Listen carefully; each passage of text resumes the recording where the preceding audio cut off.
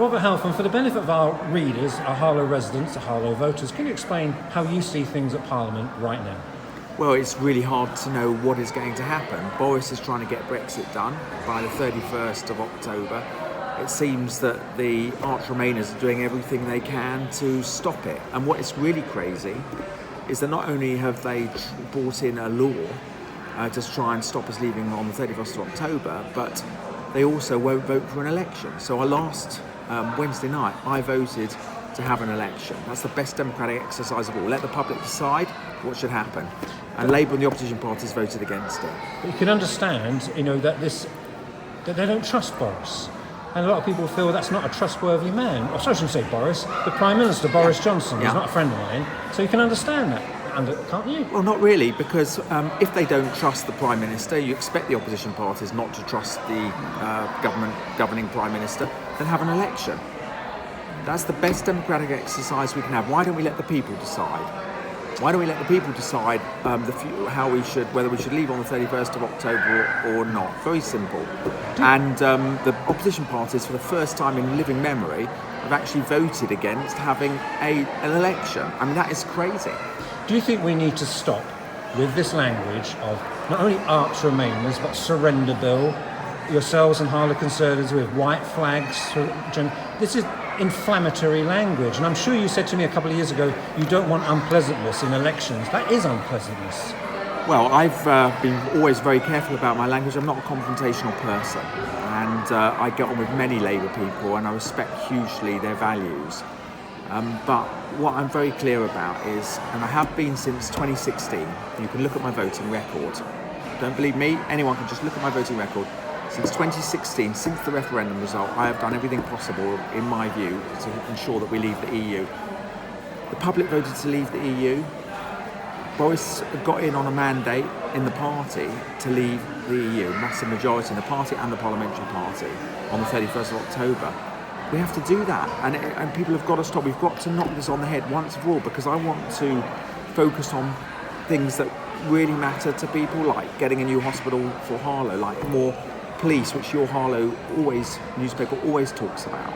More police on our streets, like making sure that we have a green and pleasant town to live in. This is what people want. We've got to get Brexit done. What are you actually speaking to? I know you saw businesses yesterday. I saw a business yesterday, and they, to be fair, said that they wanted to get things over and done with as a business, not as a personal business. Is that a message you're hearing from Harlow businesses? Wherever I go, it doesn't matter whether it's businesses or individuals. I was at Majestic Bathrooms yesterday. By the way, incredible Harlow company. They make bathrooms and showers for hotels like Claridge's, most famous posh hotel in the UK. A great achievement for Harlow. The workers there, they want to leave on 31st of October. I just want to have a coffee at the Sandwich Bowl where I go almost every week. They want to leave on the 31st of October. People have had enough. We've got to have certainty. Businesses want certainty. The public wants certainty. Above all, the public want democracy. The public voted to leave.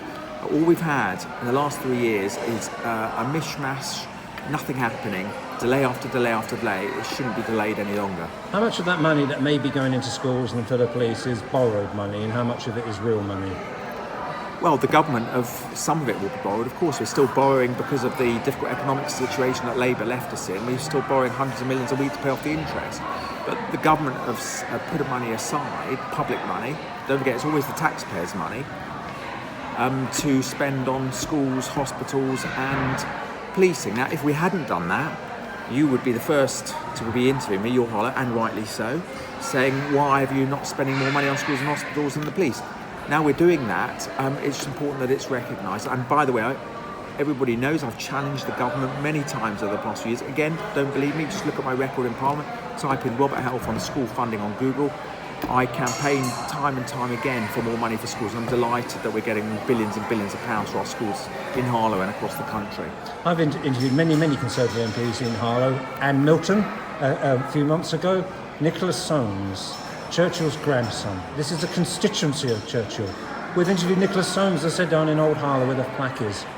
Do you not have a Churchill? Would you have a Churchill chair in your own office, etc.? And what's your message to Nicholas Soames, a man who, you portrayed, if you wanted your language, have you portrayed Nicholas Soames in the memory of Churchill? Well, I love Nicholas Soames, and he's a grandson of Winston Churchill. Winston Churchill, I'm delighted you reminded your readers and viewers, because he was the MP for Harlow and Epping between 1924 and 1945, and there's a plaque in the Victoria Theatre with his name on, because he spoke there in 1924. I hope very much that Nicholas Soames gets his return back to the party and gets the whip back. The only thing I would say is that for 3 years we've had no Brexit. For 3 years we've had ill discipline in the party, people voting how they wanted, and nothing happening. Boris came in on a mandate in the Conservative Party, and he said, we're going to leave on 31st of October, I'm going to do everything I can. That vote the other night was like a vote of no confidence. They made it very clear to all the people who tried to stop it. And it also gave a big chance to letting Jeremy Corbyn run the country. Having said all that, I hope very much, I've said this to people inside my party, that people like Nicholas Soames and others, one or two of them are my best friends. I don't agree with what they did in a set voting against Brexit happening on 31st October. But I very much hope that they get that there was a rapprochement and that they get the whip, what's known as the whip back. So what's the atmosphere like within your party just now? Is it a happy place to be?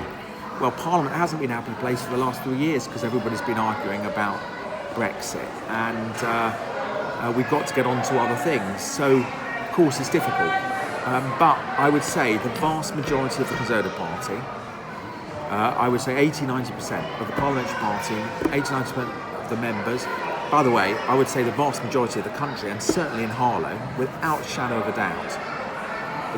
doubt, people want Brexit done on the 31st of October, and we have to get it done.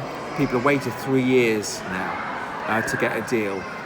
We have to deliver on the promise that we made, that if there was a referendum to leave, the public vote to leave, we've got to leave, and then let's get on to the things that really matter, like hospitals, schools and police, and the more funding going into them, and reforming our education, having more apprenticeships, championing education and skills, things I care about deeply, getting our new hospital for Harlow. But we've got to get Brexit done on the 31st of October.